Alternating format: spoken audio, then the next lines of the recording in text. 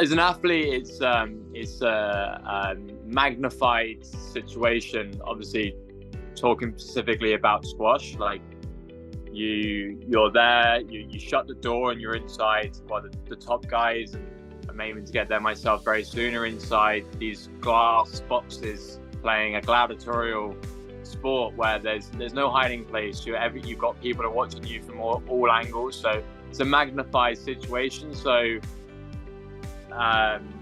thoughts and feelings are very intensified on the court. So it's very dealing with mental health as an athlete in competition, especially, is massive, because you're there trying to get a result, trying to win against someone of an equal ability to you, and someone who wants to beat you and you want to beat them. So you're trying to control your thoughts whilst playing sport to a world-class level. It's very challenging sometimes. And then on top of that, you have to deal with daily life. Like you have to survive. You have to put food on the table. You have to find somewhere to live. Like every challenge that a non-athlete has, athletes have too. And we also have that extra intensity. There's no hiding place in sport. At the time, I didn't realize there was a link between the foundation, the PSA Foundation, and Sporting Chance. I was in a bit of a hole. I was struggling.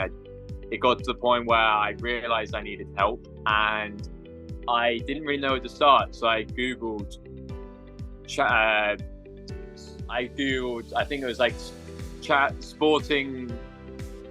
sporting psychology something, and the first one that came up was Sporting Minds, which it's a really good organization, but I didn't use them in the end. And Sporting Chance, I applied with both. Sporting Chance got back to me first. I had a phone call with Claire on the phone, and she was like, "Oh, you play sport?" I was like, "Yeah, I play squash. You probably never heard of it." It's like, "Yeah, we know squash, PSA Foundation." I was like, "What? How do you know PSA Foundation?" And they're like, "Oh no, like if you're part of the PSA, your services are funded." And I was like, "No way." And that was not that I wouldn't have gone with them anyway, but that was like okay, let's do this.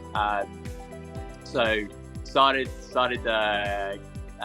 therapy with one of the counsellors. They found me a counsellor close to my home in Brighton, and I'd never had anything before, so I was a little bit apprehensive going in, like bit of a proud male thinking they didn't need it, but knowing I did. But I went in and I never looked back and started having the counselling. I started speaking to Tony a little bit, Tony Adams, who is the founder of Sporting Chance, and he's an amazing man. And it just progressed, and then I got an opportunity in November of 2021 to play a match at Canary Wharf for a wild card, an exhibition match with Josh Masters. And I felt I had a big plain white t-shirt with nothing on it, and I spoke to the charity and I was like, I'd really like to try and raise some awareness here. So I stuck the logo, big Sporting Chance on my chest.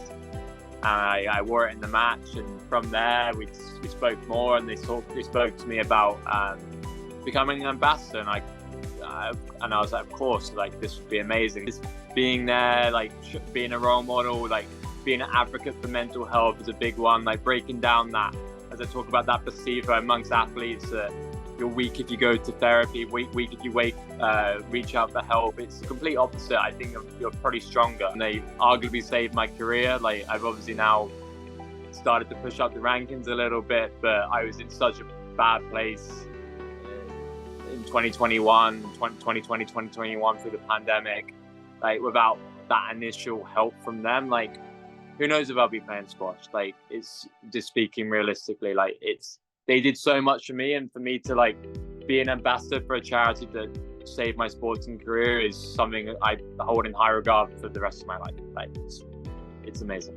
So a good friend of mine, Amanda Sobey, from Florida, well from the US, trains in Florida with me. Like I've obviously publicly spoken about mental health a lot and being involved with Sporting Chance. And I had no idea that PSA Foundation had wellness ambassadors, and she was in there's a WhatsApp chat for the ambassadors, and I was just sitting next to her at the club, and her phone went off. She's like, "Why are you not in this?" So I was like, "In what?" She's like, "It's the one." I was like, "Oh yeah, get me involved." So I spoke to She put a message in, and then like within the week I was an ambassador. It was something I was really happy to jump on board on, and like it's massive. It's very important for the players to have a group of individuals that can take things from the tour to the people that not as the control is the wrong word, but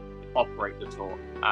That those conversations that what I was talking about earlier, that sometimes there's too big of a step. I feel like the ambassadors, they count as it's like a little stepping stone to, it's like an easier route. I feel at any given tournament there'll probably be one ambassador there, which is great for everyone, players starting out. Like even let's say a top 10 player, like they're not immune to like a mental health issue. Like it can affect anyone at any time. Like just because you're very good at squash doesn't mean you don't have issues.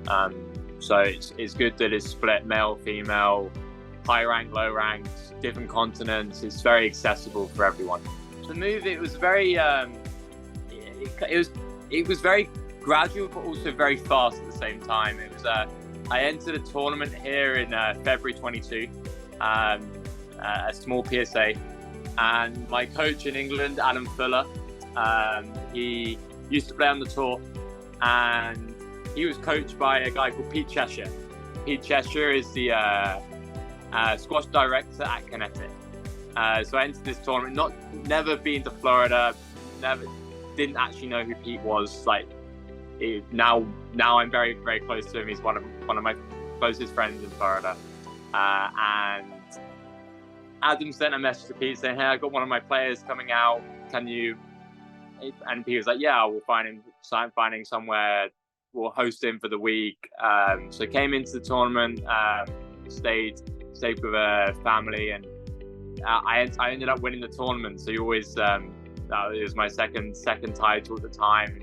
You always have fond memories of where you win. But I met YL, and I kept in contact with the family. Like, and I just loved. I was there for a week, but I loved the place. And then 7-8 months later, they had a slightly bigger but still a small PSA, and it didn't really make sense for me to go to come back, because I was playing in Australia and not very close to Australia. But I decided, screw it, I'm gonna go back and play, with the condition that my next event was 2.5 weeks later in the US. So the only reason I was going to come back, I wasn't going to keep flying back across the Atlantic, so was if I could stay for a bit. So I spoke to YL, and he was like, "Yeah, like play your tournament, come in, play hard, and stay and train afterwards." So played the tournament, ended up losing in the finals to the guy that I beat in the final previous time, which is Jeremias. So now one of my actual best friends in Florida, my amigo Hedy. And during those 2-3 weeks, I was training really hard. I loved it. And YL kind of said to me, "What do you think about coming for a little bit longer?" And I was like, "Well, I've got to go back to England now." He's like, "Well, why don't you come in like January, February, March sort of time, try it out.